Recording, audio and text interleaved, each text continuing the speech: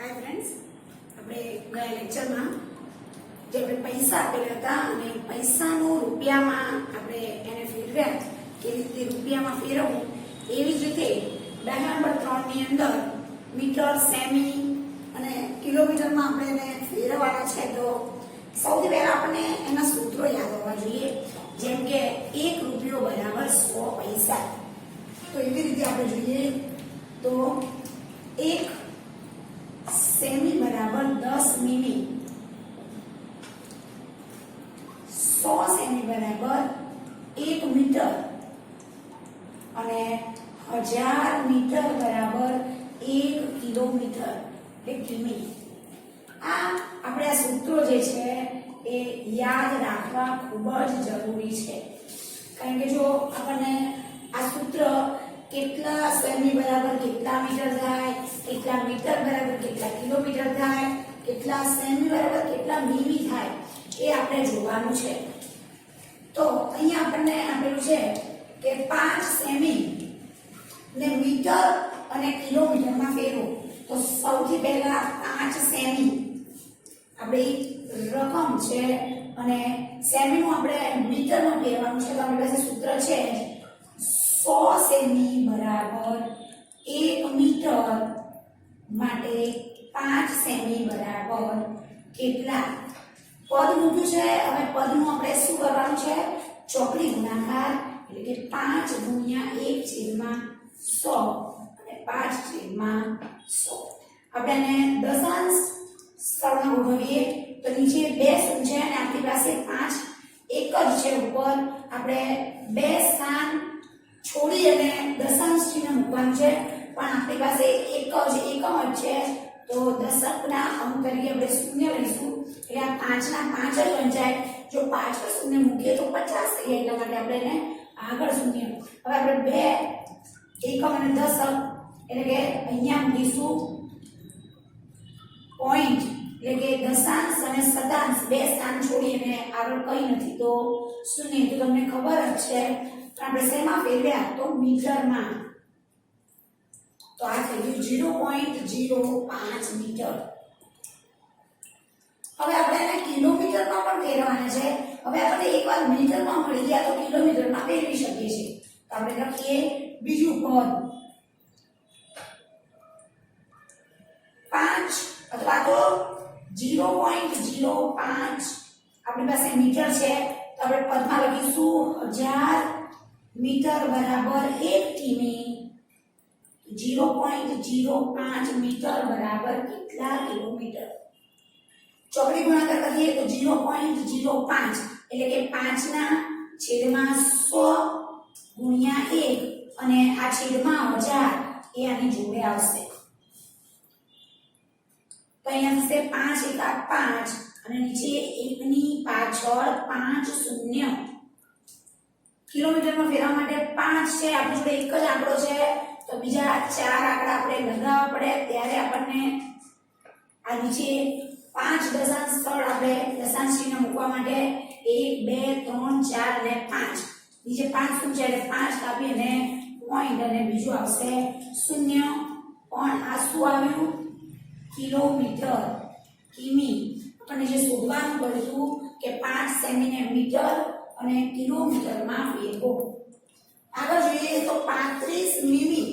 આપણી પાસે રકમ શું છે? 35 મિમી ને સેમીમાં. આપણે સેમી માટેનું પણ સૂત્ર છે. તો 10 મિમી બરાબર 1 સેમી માટે 35 મિમી બરાબર કેટલા? તો 35 ગુણ્યા 1 છેદમાં 10. 35 એકા 35 છેદમાં 10.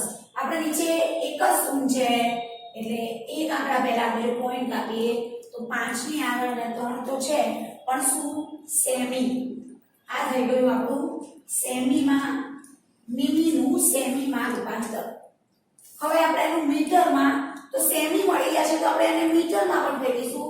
તો મીટર અને સેમી માટે આવ્યું સૂત્ર આપણને સેમી આપેલા છે અને મીટરમાં શોધવાના છે. તો બીજું પદ લખીશું આપણે 100 સેમી બરાબર 1 મીટર. હવે આને પણ આપણે મીટરમાં પણ એટલે કે 3.5 સેમી બરાબર કેટલા? 3.5 એટલે ચોકડી ગુણાકાર કરીએ એટલે 3.5 ગુણ્યા 1 છેદમાં 100 પણ 3.5 ને આપણે 35 છેદમાં 10 લઈ લીધા ગુણ્યા 1 તો હતા જ અને આ પદ ક્યાં જાય? નીચે એટલે કે 100 35 એકા 35 અને નીચે 1000. હવે આપણે પોઈન્ટ કાપવા માટે 35 આપણી જોડે 2 અંક છે અને આપણે જરૂરી છે 3 અંક તો આપણે 35 ને જો પાછળ શૂન્ય મૂકીએ તો 350 થઈ જાય એટલે આપણે આગળ શૂન્ય મૂકીએ છીએ એટલે 35 ના 35 અને આપણે 3 અંકની જરૂર છે દશાંશ ચિહ્ન મૂકવા માટે તો 3 અંક થઈ ગયા છે. હવે આપણે દશાંશ ચિહ્ન અને શૂન્ય શેમાં ફેરવ્યા? મીટરમાં. તો આ થઈ ગયો આપણો જવાબ.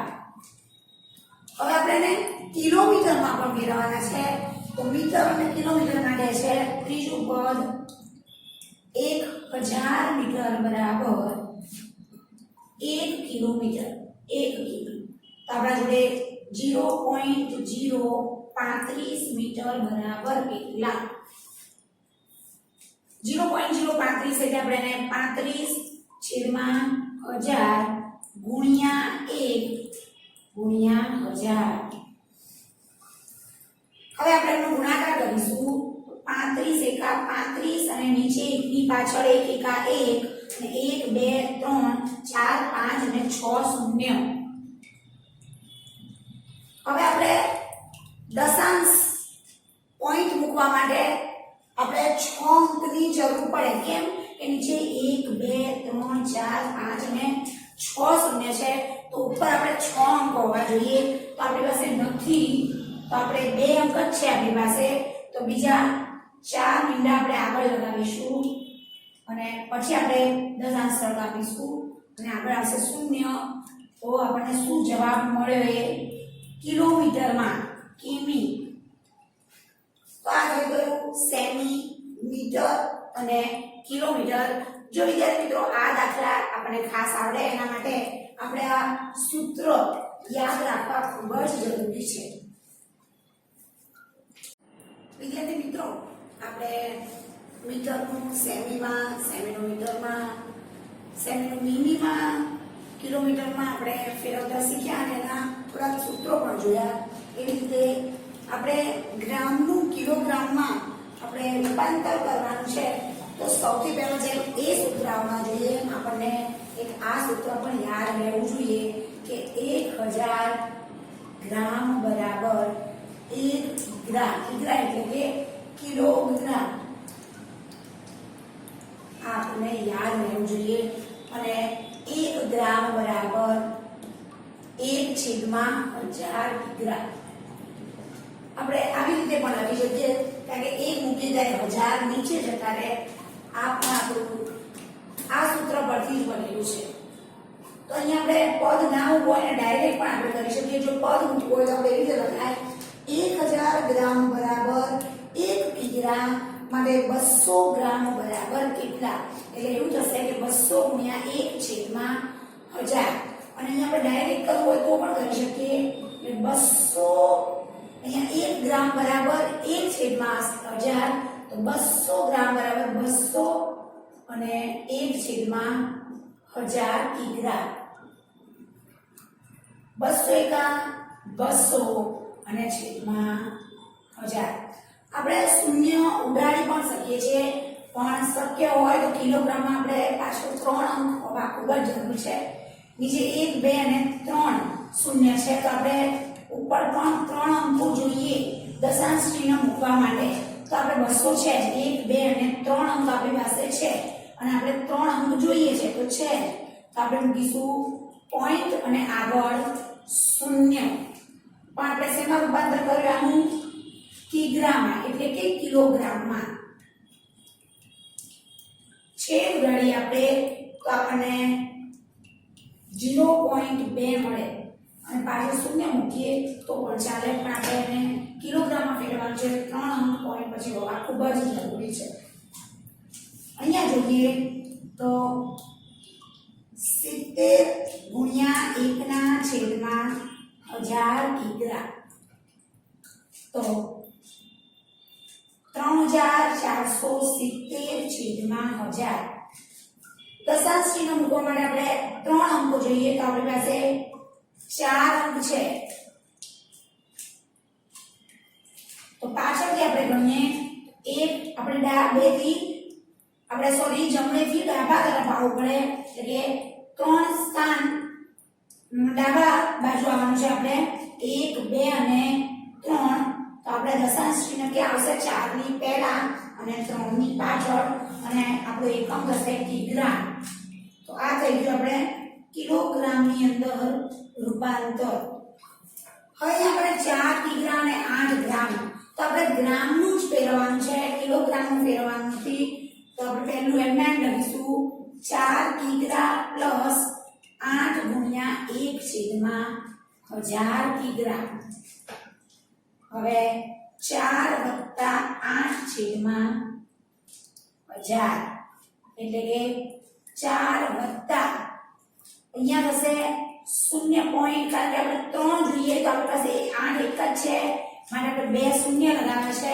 અને પછી દશાંશ ચિહ્ન મૂકેલું છે હવે આમનો આપણે સરવાળો કરીશું તો 4.008 તમને એમ થાય અને શું તો કિગ્રા આવી કોઈ સંખ્યા હોય એનો જો આપણે દશાંશ સંખ્યાઓ સાથે આપણે સરવાળો કરવાનો હોય તો જો પોઈન્ટ ન હોય તો પાછળ આપણે જેટલા પોઈન્ટ પછી આંકડા હોય એટલું શૂન્ય મૂકી શકીએ છીએ અને પછી 0.008 હવે આનો સરવાળો કરીએ તો આપણને આ જવાબ મળે છે આ તમને એક સમજૂતી માટે આપેલું છે કે જ્યારે તમે સાદી રકમનો દશાંશ સંખ્યા સાથે સરવાળો કરો તો પોઈન્ટ મૂકી અને પોઈન્ટ પછી જો બીજી સંખ્યામાં જેટલા અંક આપ્યા હોય એટલા શૂન્ય આપણે મૂકી શકીએ છીએ આગળ જોઈએ છે આપણે વિસ્તૃત સ્વરૂપ આપણે વિદ્યાર્થી મિત્રો ધોરણ 5 અને ધોરણ 6 માં પણ શીખી ગયા છે વિસ્તૃત સ્વરૂપ તો આપણે વિસ્તૃત સ્વરૂપમાં લખીશું સૌથી પહેલા છે 2 ગુણ્યા 2 ની પાછળ કેટલા અંક છે એક જ એ દશાંશના સ્થાનમાં છે એટલે એને 10 વડે ગુણવા પડે વત્તા આ એકમના સ્થાનમાં છે એટલે એને 1 વડે ગુણવા પડે વત્તા આ દશાંશ આવે પોઈન્ટ પછી તો નીચે એને દશાંશના સ્થાનમાં એટલે નીચે આપણે કેટલા મૂકીશું 10 0 ગુણ્યા 1 છેદમાં 10 પ્લસ શતાંશના સ્થાનમાં છે 3 એટલે 3 ગુણ્યા 1 છેદમાં 100 આ થયું એનું વિસ્તૃત સ્વરૂપ હવે આગળ જોવાનું છે અહીંયા એકમના સ્થાન છે એટલે 2 નો 1 સાથે ગુણાકાર વત્તા આ શૂન્ય દશાંશમાં છે 1 છેદમાં 10 પ્લસ 3 શતાંશમાં છે એટલે 1 છેદમાં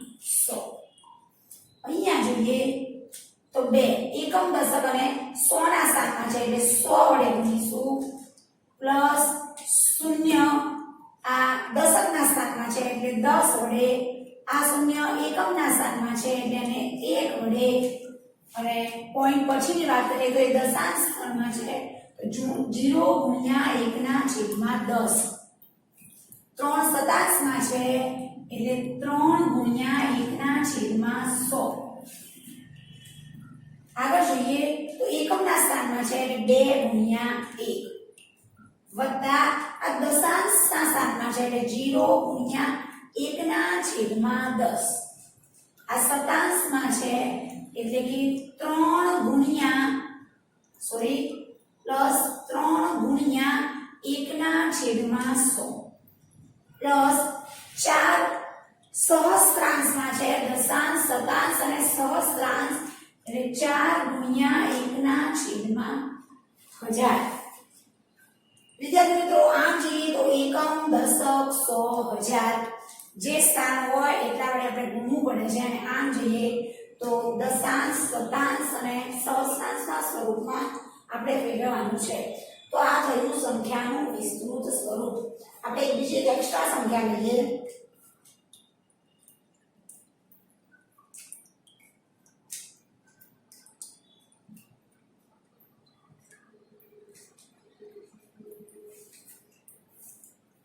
એકમ દશક અને 100 એટલે 3 નો 100 સાથે ગુણાકાર વત્તા એટલે આ 3 સો 7 દશકના સ્થાનમાં છે 3 ગુણ્યા 10 વત્તા 2 એકમના સ્થાનમાં છે 2 ગુણ્યા 1 વત્તા આ 3 દશાંશમાં છે 3 ગુણ્યા 1 ના છેદમાં 10 શૂન્ય શતાંશના સ્થાનમાં છે 0 ગુણ્યા 1 ના છેદમાં 100 અને 1 એ સહસ્રાંશમાં છે એટલે 1 ગુણ્યા 1 ના છેદમાં 1000 આ થયું એનું વિસ્તૃત સ્વરૂપ.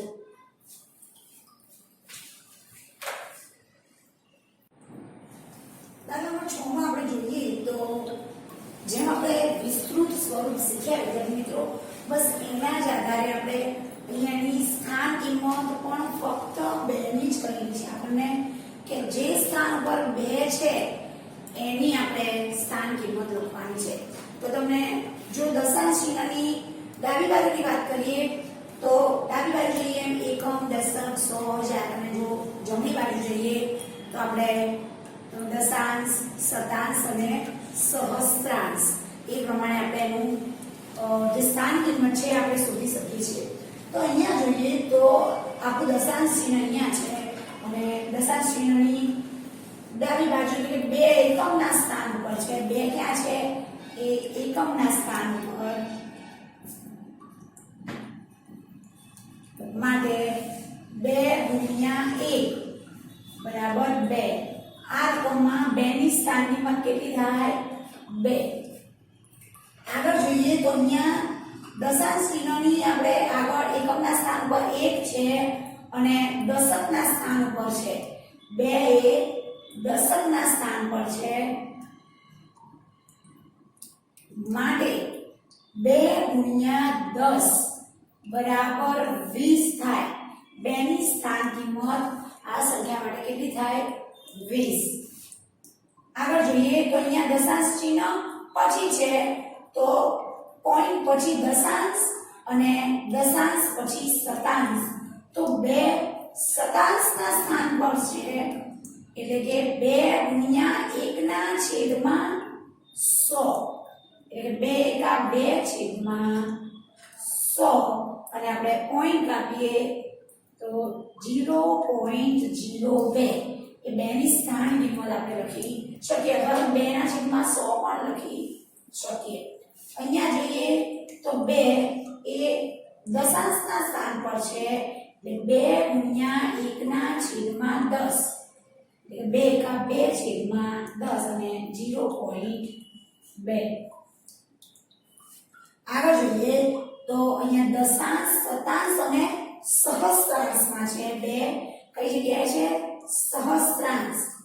સહસ્ત્રાંશ એટલે કે 2 ગુણ્યા 1 ના છેદમાં 1000 2 એકા 2 છેદમાં 1000 શૂન્ય શૂન્ય અને આપણે દશાંશ ચિહ્ન મૂકીશું અને આ થઈ ગઈ 2 ની સ્થાન કિંમત.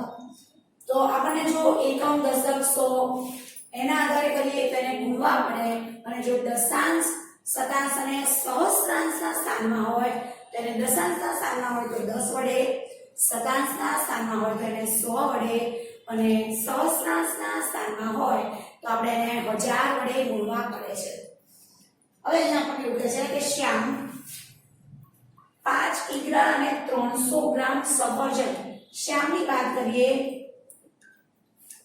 તો 5 કિગ્રા 300 ગ્રામ સફરજન અને 3 કિગ્રા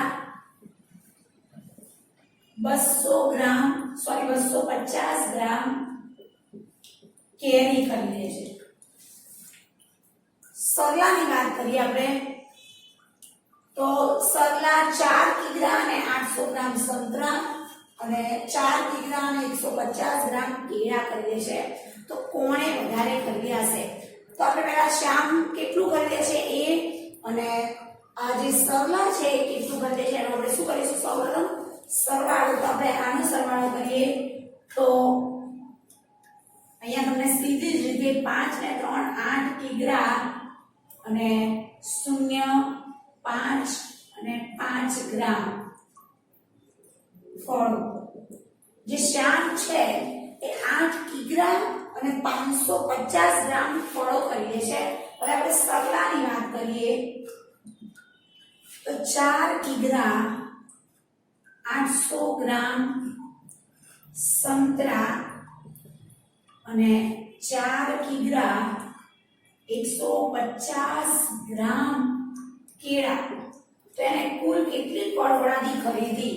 તો આપણે એમનો સરવાળો કરીએ તો અહીંયા 0 5 અને 9 અને અહીંયા 8 એટલે કે 8 કિગ્રા અને 950 ગ્રામ ફળો ખરીદે છે. શ્યામના ફળો છે 8 કિગ્રા 550 ગ્રામ અને સરલાના છે 8 કિગ્રા અને 950 ગ્રામ. તો આપણને ખ્યાલ આવે કે 8 કિગ્રા એટલે કે 8.550 કિગ્રા અને 8.950 કિગ્રા માંથી 950 કિગ્રા જે છે એટલે કે સરલા વધારે ફળો ખરીદે છે. કોણે વધારે ફળ ખરીદ્યા? તો આપણે જવાબમાં લખીશું સરલાએ વધારે ફળની ખરીદી કરી. જો આપણને એવો પ્રશ્ન કર્યો હોય કે કેટલા, તો આપણને જે સરલાના આપણને કિલોગ્રામ મળ્યા છે એમાંથી આપણે શ્યામના કિલોગ્રામ જો બાદ કરીએ તો આપણને કેટલા વધારે ફળો ખરીદ્યા છે એ આપણને મળી જાય છે. દિનેશ સ્થળ A પરથી સ્થળ B તરફ જાય છે અને ત્યાંથી તે સ્થળ C તરફ જાય છે. A નું અંતર B થી 7 પોઈન્ટ એટલે કે A થી B નું અંતર જે છે એ 7.5 કિમી જેટલું છે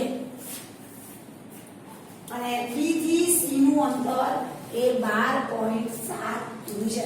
સૌપ્રથમ આપણે આની એક આકૃતિ દ્વારા વર્ણન કરીએ તો A ક્યાં જાય છે? દિનેશ સ્થળ A પરથી B તરફ જાય છે અને ત્યાંથી તે C તરફ જાય છે. દિનેશ નામનો છોકરો. હવે A થી B નું અંતર 7.5 કિમી છે અને B થી C નું અંતર એ 12.7 કિમી છે. આ દિનેશ નું અંતર છે. હવે આયુબ નામનો જે છોકરો છે, આયુબ એ સ્થળ A પરથી સ્થળ D તરફ જાય છે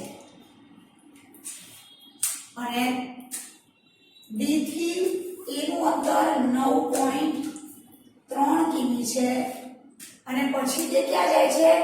C તરફ જાય છે D થી અને D થી અહીંયા C નું અને D થી અંતર કેટલું છે? 11.8.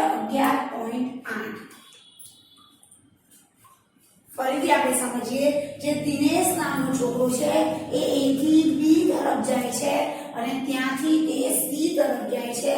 A થી B નું અંતર 7.5 છે અને B થી C નું અંતર 12.7 છે.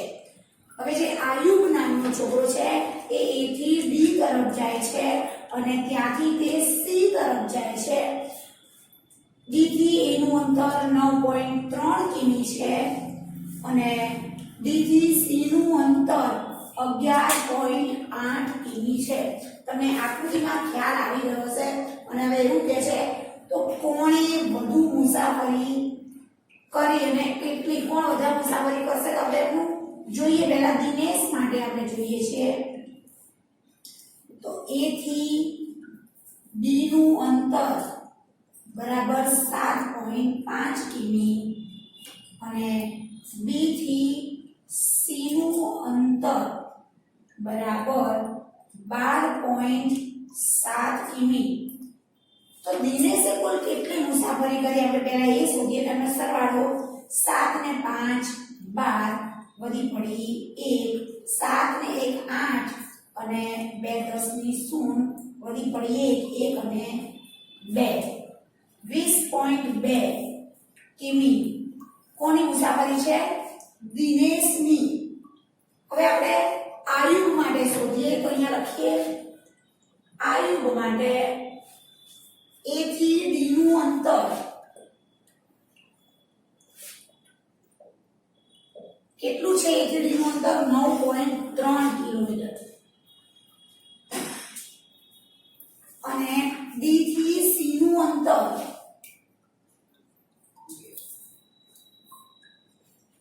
11.8 કિલોમીટર છે તો 11.8 કિમી તો આપણે આયુનું કુલ અંતર શોધીએ તો 8 ને 3 11 નો એકડો વધી પડી 1 10 ને 1 11 નો એકડો અને અહીંયા આવશે 2 આ કોનું થયું અંતર આયુનું 21.1 કિમી અને અહીંયા દિનેશનું છે 20.2 કિમી તો 20.2 અને આ છે 21.1 કિમી આપણને ખ્યાલ આવી જાય કે કોણે વધારે અંતર કાપ્યું છે તો આયુ 2 તો આપણે જવાબમાં લખીએ આયુ 2 વધારે અંતર કાપેલું છે પણ કેટલું તો જેટલું આયુનું છે એમાંથી દિનેશની આપણે શું કરીશું બાદબાકી કરીશું તો 1 માંથી 2 ન જાય તો અહીંયા લઈશું 10 કો અહીંયા 0 અને 11 માંથી 2 જાય તો 9 અહીંયા 0 અને 0 એટલે કે 0.9 કિલોમીટર જેટલું અંતર આયુ 2 વધુ કાપ્યું અથવા તો વધુ મુસાફરી કરી 0.9 કિમી જેટલું દાખલા નંબર 9 ની અંદર આપણે એવું કહ્યું છે કે 42.6 કિમી કરતા 28 કિમી કેટલું ઓછું છે બાદબાકી કરીએ વિદ્યાર્થી મિત્રો તો આપણને કેટલું ઓછું છે ખબર પડી જાય 42.6 ઓછા 28.0 6 માંથી 0 જાય તો 6 2 માંથી 8 ના જાય 10 કો લઈશું તો અહીંયા આવશે 3 અને અહીંયા 10 હવે 12 માંથી 8 જાય તો 4 3 માંથી 2 જાય તો 1 આ છે કિલોમીટર એટલે કે આપણે જવાબમાં શું લખી શકીએ 42.6 કિમી કરતા 28 કિમી એ 14.6 કિમી જેટલું ઓછું છે આ થઈ ગયો આપણો જવાબ બાદબાકી કરીએ એટલે આપણને જેટલું ઓછું છે એ મળી જાય